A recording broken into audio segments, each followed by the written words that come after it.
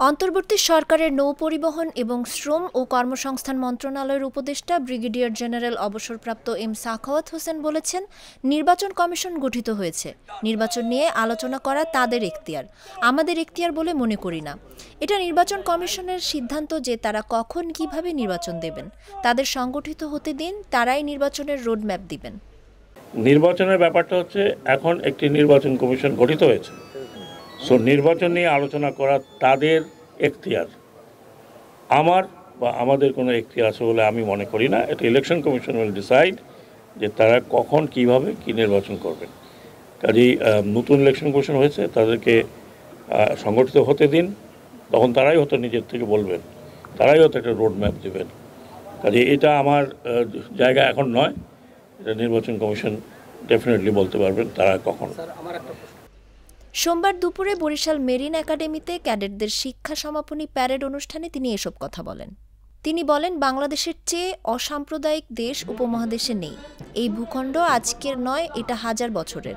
আমি খুব ব্যক্তিগতভাবে মনে করি বাংলাদেশের চাইতে অসাম্প্রদায়িক দেশ এই সাবকন্টিনেন্টে উপমহাদেশে নেই। এটা যে 4000 মাইল দূরে বসে বা 5000 মাইল দূরে বসে চিন্তা করছেন, বা কেউ কেউ কাছাকাছি এসে চিন্তা করছেন, এটা করবেন, এটা আমাদের ঐতিহ্যে নেই। আজকে না, এই ভূখণ্ড এই অঞ্চল তো আজকের না, এটা বহু হাজার বছরের। একটা সম্প্রদায় ইসকন নিয়ে নিজেরাই বলেছেন, যা নিয়ে এত হইচই তাদের সঙ্গে কোনো সম্পর্ক নেই। ধর্ম বিষয়টি আলাদা, তার আগে আমরা সবাই বাংলাদেশি। এখানে এই ধরনের কোনো চিন্তাভাবনা কখনো ছিল না।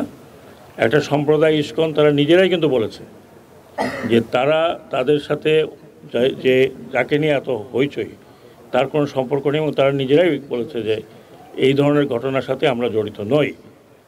কাজে এর চাইতে বড় কিছু তার হতে পারে না। এমনকি অন্যান্য যারা আমাদের মাইনরিটি ভাইয়েরা আছেন তারাও কিন্তু বলেছে যে আমরা এই ধরনের ঘটনার সাথে জড়িত নই, আমরা এই ঘটনাকে সাপোর্ট করি না। তো বাইরের প্রপাগান্ডা শুনছেন, ওটা করতেই থাকবে। ওটা যাদের ইন্টারেস্ট আছে, ভেস্টেড ইন্টারেস্ট আমরা বলি, তারা তো কত রকম কথা বলবে। তারা হয়তো আমাকেও একটা রং দিয়ে দিতে পারবে, আপনাকেও একটা রং দিয়ে দিতে পারবে। তো সেটা নিয়ে যদি আমরা ঘাবড়ায় থাকি, ওর পিছনে দৌড়াতে থাকি, তাহলে তো আমরা আগাতে পারবো না। অনুষ্ঠানে বিভিন্ন সামরিক ও বেসামরিক কর্মকর্তারা উপস্থিত ছিলেন। অনুষ্ঠানে 53 জন ক্যাডেট প্রি-সি কোর্স প্রশিক্ষণ সমাপ্ত করেছে।